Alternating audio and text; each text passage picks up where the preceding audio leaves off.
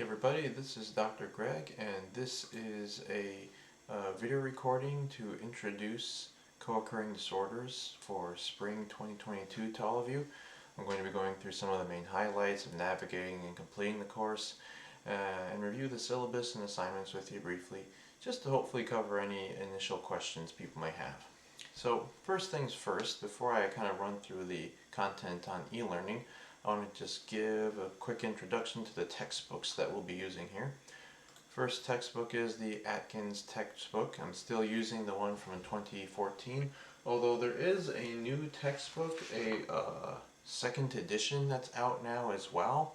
I'm still going through this. I think it was just released, a student told me about it, released May of this summer, and I didn't notice that. So I'm about halfway through going through it. There's nothing really big in there yet that I feel needs to be added to the course. What I have found is what's really important, which I'm going to be covering for the next textbook as we look at the DSM-5, which I strongly recommend you have a copy of the DSM-5 for this course, because I'm going to be doing a lot of asking for specific symptoms from the DSM-5 to describe some of the disorders that we'll be discussing. But on that note, a big issue is there's also going to be a new version, a text revision version of the DSM-5 coming out soon as well. I'm actually quite looking forward to getting a copy of this, just to see what kind of changes will be happening in the DSM-5. That's why I'm not too privy about getting a new textbook quite yet, because this one being written before the DSM-5 revised version comes out means there's going to be quite a bit of diagnostic information that may not be covered in this new textbook. So I'm thinking about even possibly skipping this new version. That being said, going back to the Atkins version, if you can find the older version, I recommend still using first edition, especially for this year. If you'd like to get a copy of the new version, it won't hurt you. It'll just have a couple new areas. There's a new chapter in there about wellness and resilience and a couple other things, little details here and there, but for the most part it should all transfer over fairly easily. So either textbook you can get a hold of, you can get the old one on Amazon still, or you can just go ahead and find the new one wherever that's available as well. So as I already mentioned before, DSM-5, very useful to have. I also recommend you looking into getting a desk reference for the DSM-5. It's just a shorter version that has all the important information about the symptoms that we're going to be covering in our class.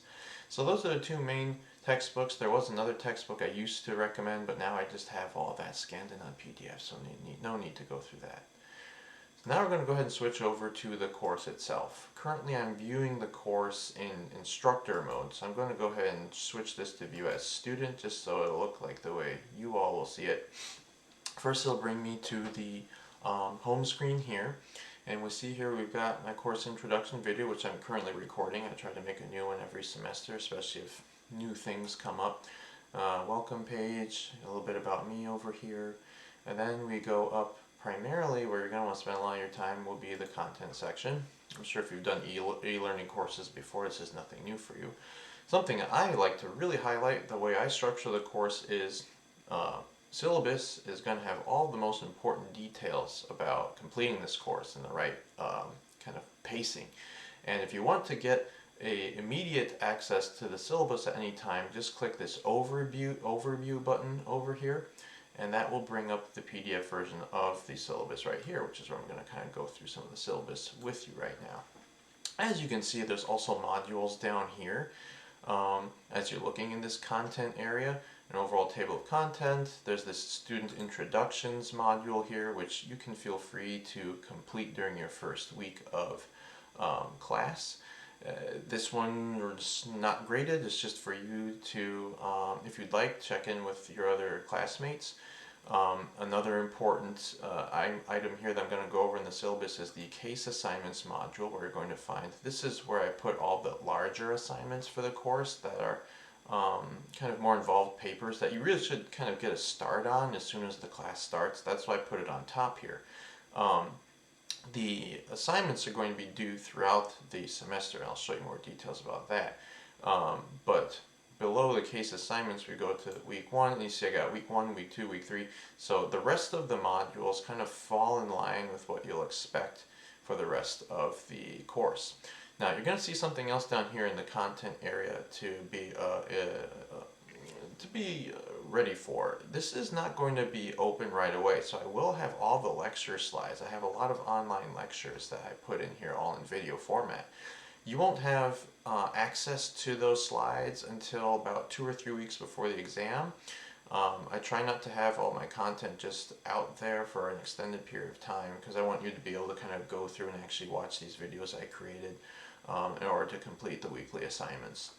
But once we're kind of near the end of the weekly assignments, then you will have access to these slides. I have to update this to a new date for everybody. I suppose April 1st might be a good spot. I'll figure that out.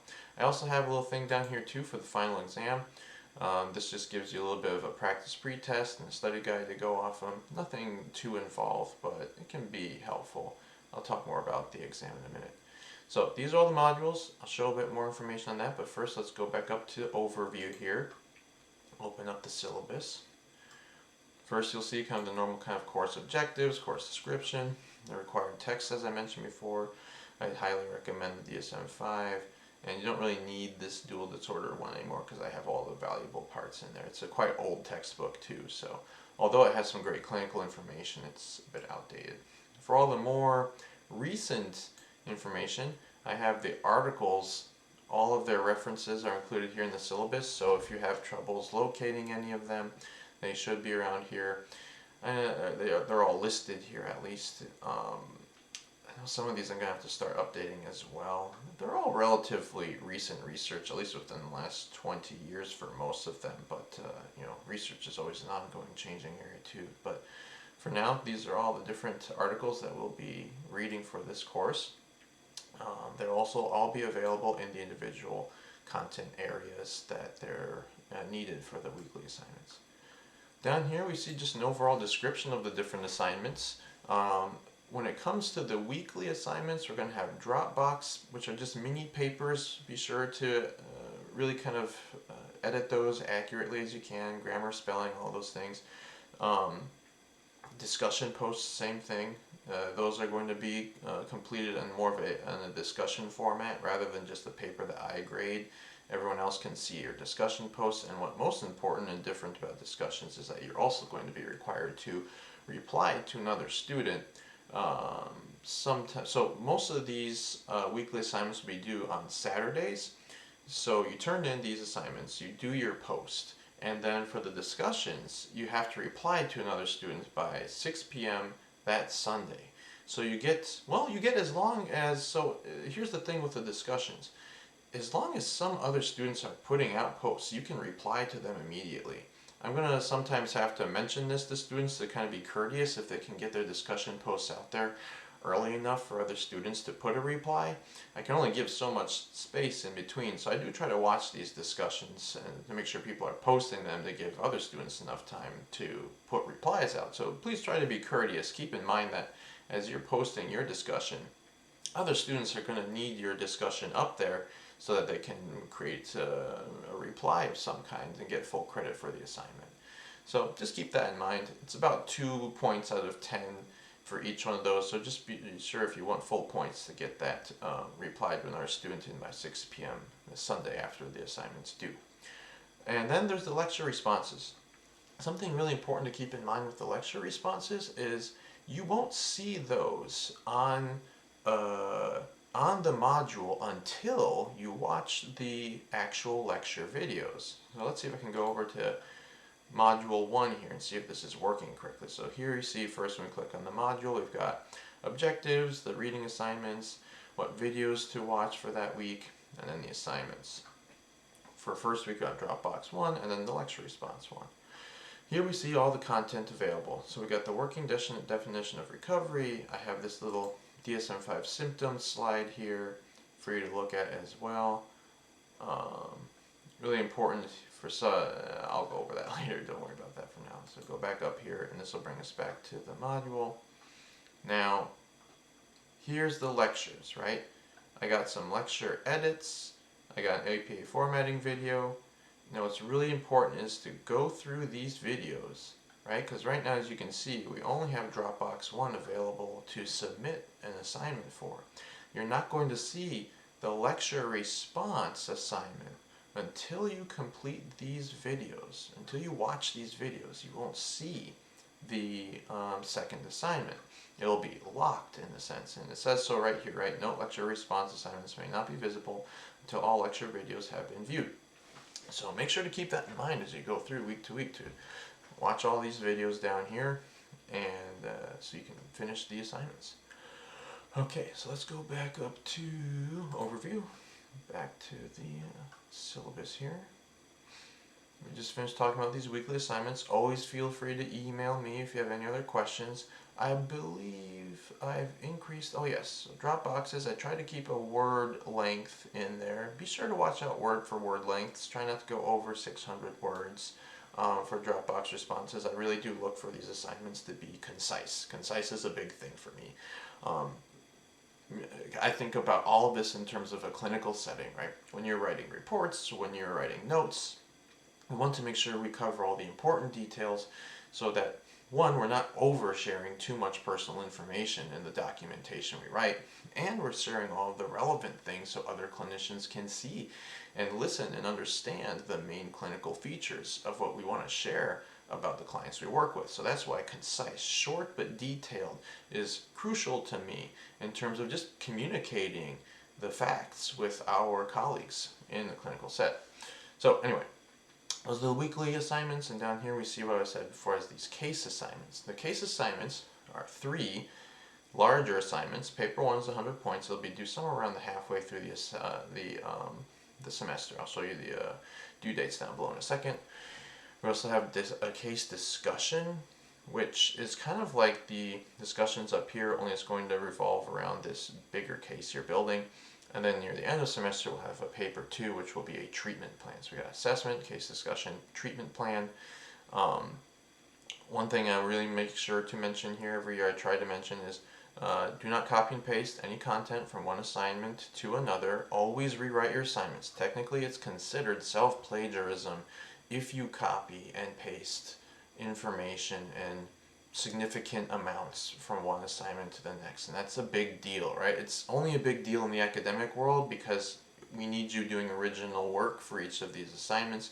I take all forms of plagiarism very seriously. Technically, I'm supposed to report any kind of plagiarisms I see to the Office of Academic Student Conduct. I may or may not do that depending on the severity of the plagiarism I find, so I always try to plug this as many times as I can.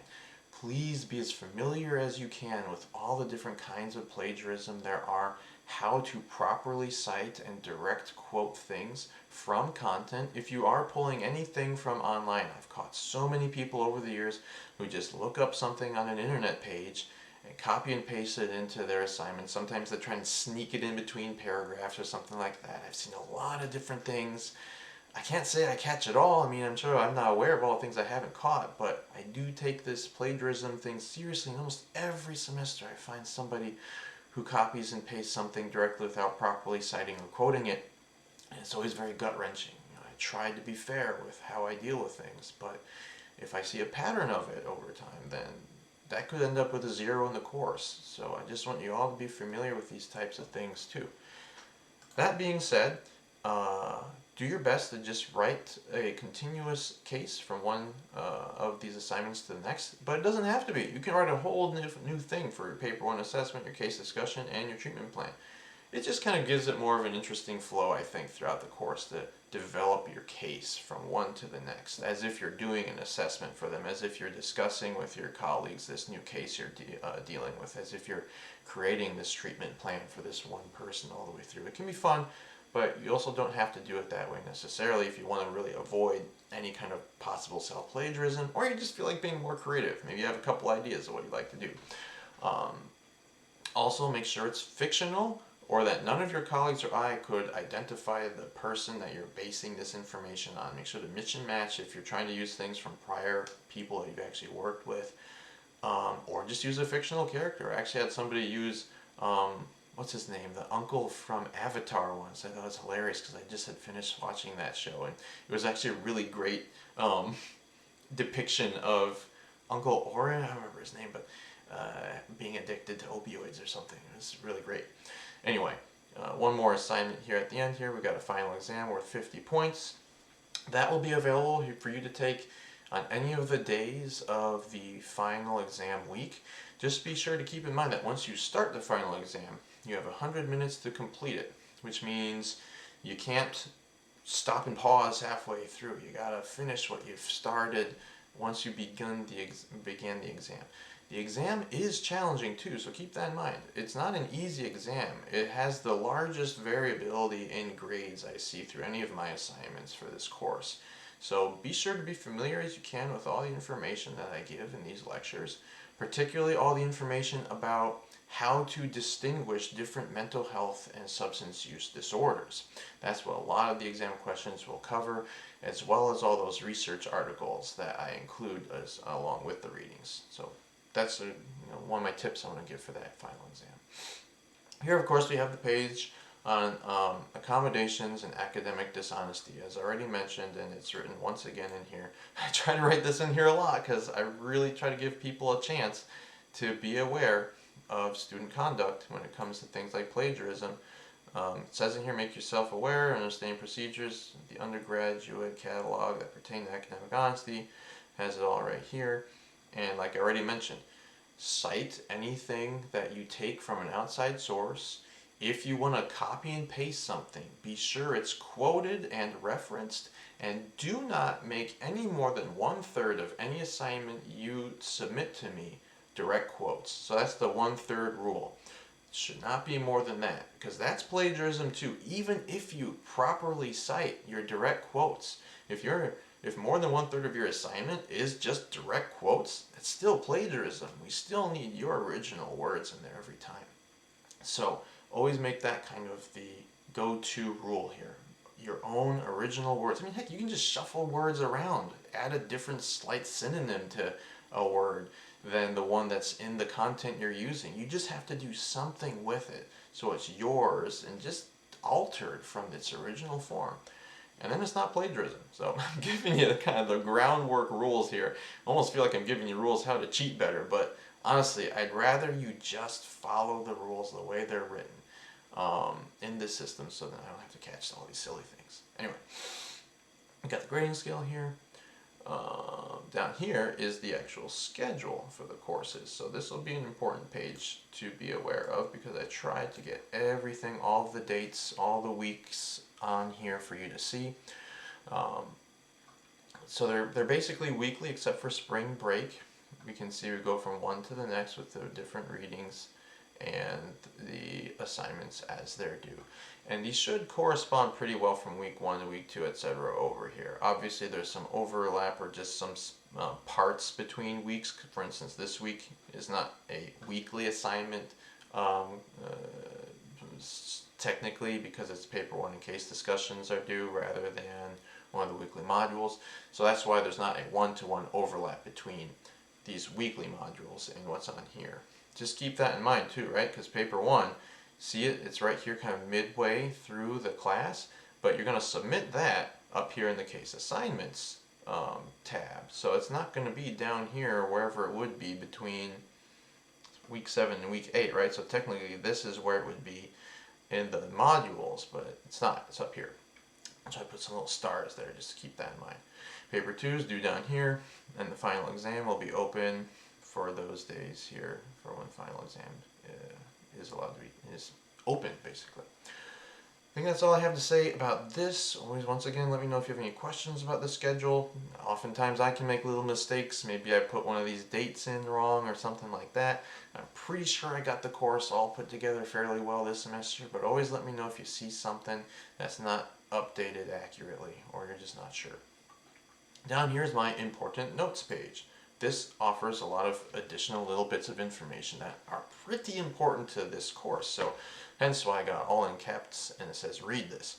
So a couple things here. Like I always say, big part of this course is being familiar with the specific symptoms as they're listed in the DSM-5 for these different disorders, because it's all about diagnosing, assessing, planning treatment plans around possible co-occurring disorder.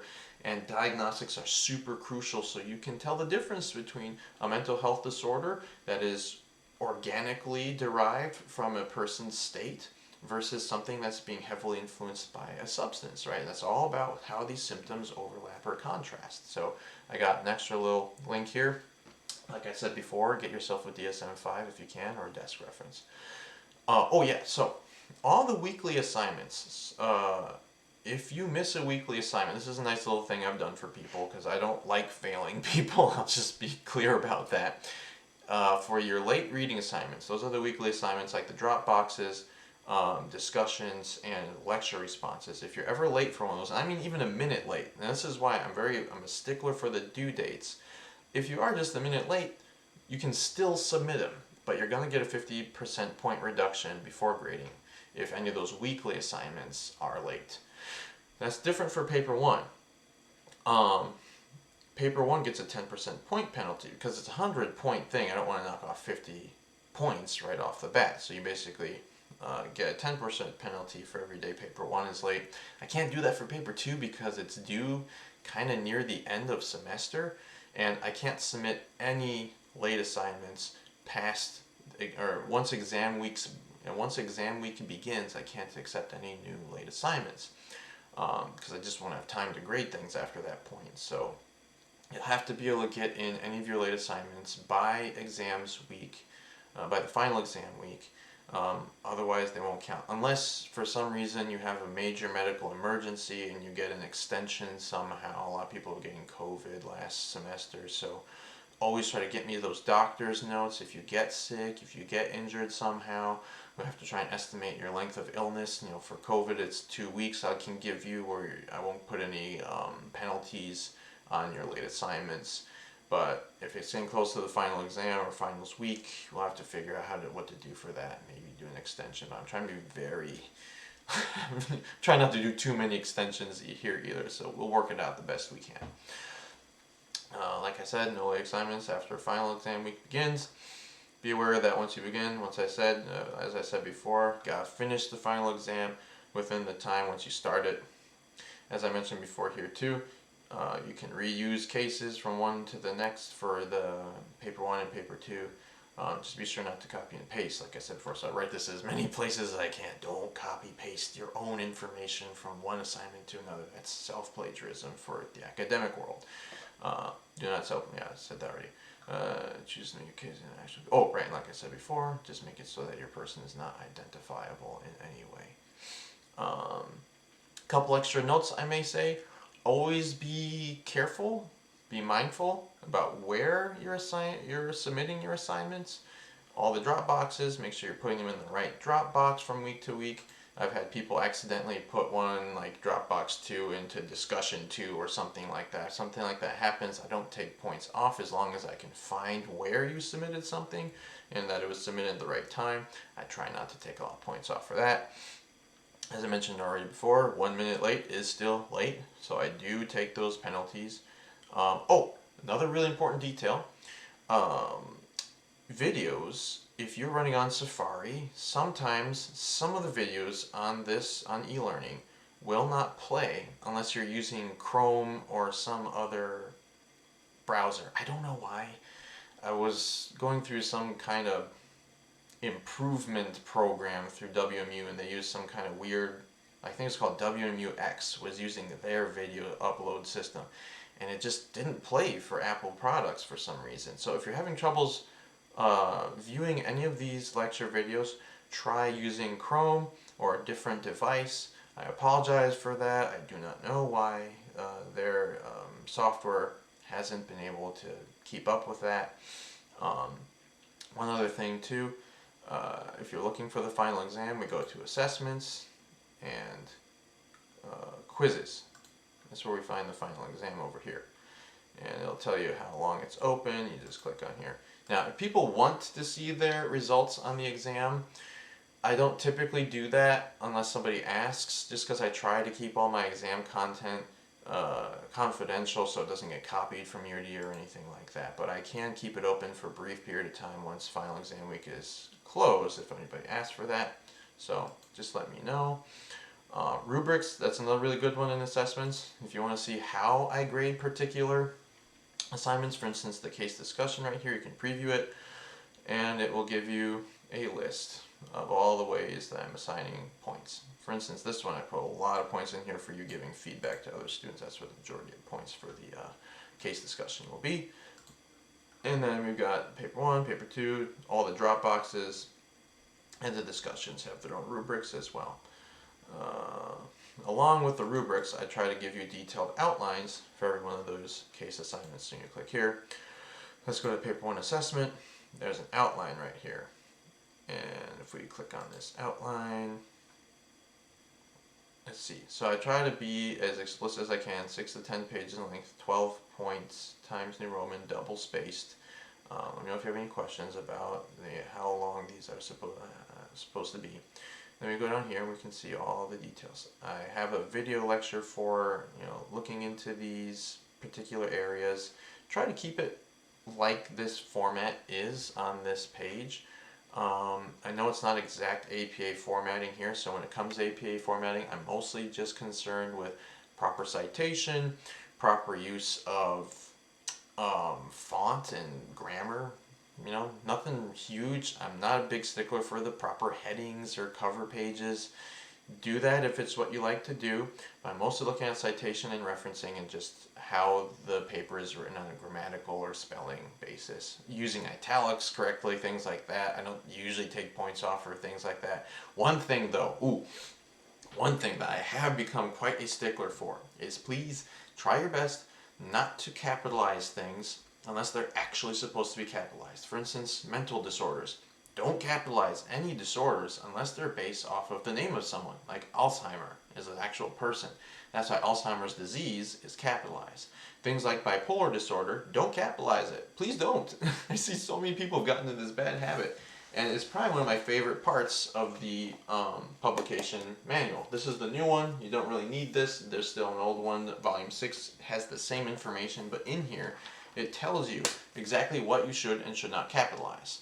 So please get a copy of this if you can, or make sure that you are capitalizing things correctly. Like, you don't capitalize things like cognitive behavior therapy anymore. They're not proper nouns, at least not by APA formatting. So please keep that in mind. I will correct you once or twice, but I will start taking points off for capitalizing things that shouldn't be capitalized, just because I think it's become a pet peeve of mine. So I apologize for that. That's just the way it is. I think I've covered everything that's on my mind for this course this semester. Always feel free to let me know if you have any other questions. Yeah, and I hope you all have a good semester. Keep me informed if you have any difficulties, medical or otherwise, throughout this semester.